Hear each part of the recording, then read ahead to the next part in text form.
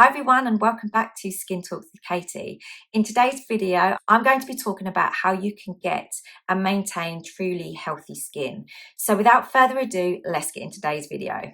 So let's just talk about healthy skin. I think everyone should understand and know about corneotherapy and its approach, because I think if you knew, then you'd start to look at skin differently. I certainly did. So I just want to quickly talk about corneotherapy and why it's so important to today's video.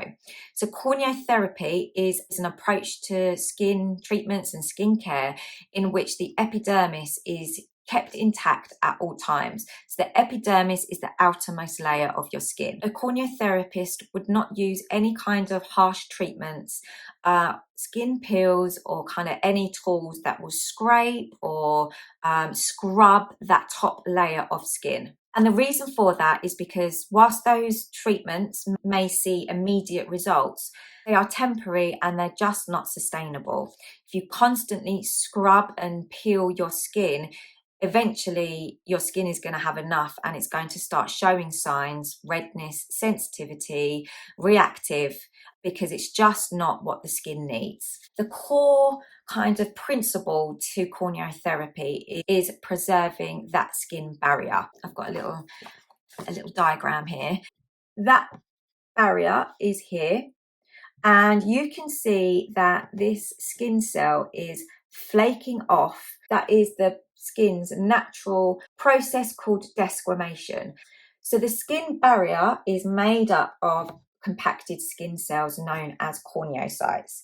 Now, these corneocytes actually started at the lower levels of the skin, where they are essentially born, and they are called keratinocytes. So these nutrient-rich skin cells, they're heavily influenced by internal health factors and diet. And over the course of their life, which is around 30 days, 30 to about 42 days, depending on how old you are, these skin cells migrate up through the layers of the skin until they reach the stratum corneum.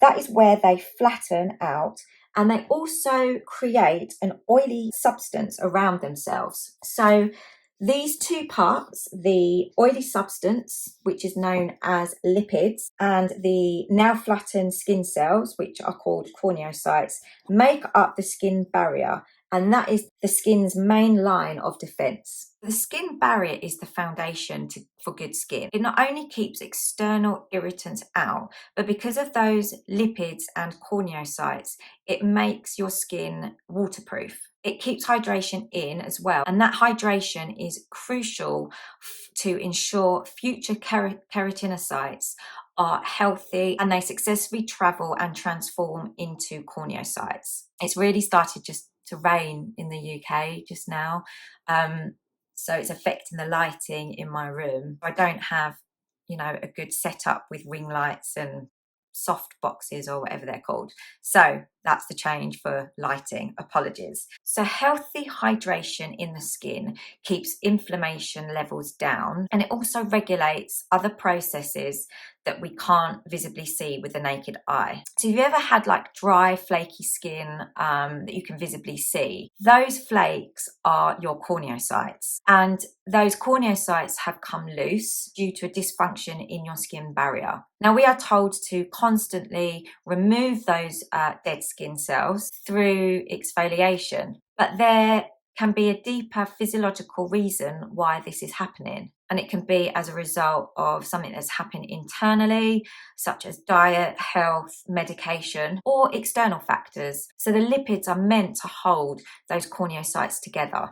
And if you think of it like mortar on a brick wall, once that mortar has been removed, once the lipids have been removed, that the bricks are just going to fall. And that's exactly like the skin barrier. So the skin is not hydrated, and therefore it's less likely to remain healthy. So with this constant encouragement to get rid of those dead skin cells, to exfoliate them, we are actually prematurely removing those corneocytes. And so as a result, our skin is unable to retain its hydration levels. So when corneocytes are left intact, lipids that are produced with the corneocytes create that skin barrier. This ensures that your skin is functioning properly and it doesn't show signs of flakiness or dullness. So the skin barrier supports itself in many different ways. But the ways in which the lipids are also supported a very specific ratio of ceramides, cholesterol, and fatty acids. So these three components support the skin barrier. It's really important that products that you use respect and mimic this ratio without adding any more ingredients that is going to disrupt this balance. And that is why corneotherapeutic products will not contain any kinds of emulsifiers, any kind of fragrances or mineral oils, dyes, etc., because they're there to support the skin. And I can do a whole other video on why ingredients such as preservatives and emulsifiers and fragrance are not beneficial to the skin in another video. But hopefully today this has just kind of shown you, if you really respect the skin and the skin barrier, that you can truly have healthy skin for the long term. If you are finding that your skin is unbalanced and a little bit red, flaky, dry, then the likelihood is that your skin barrier is compromised.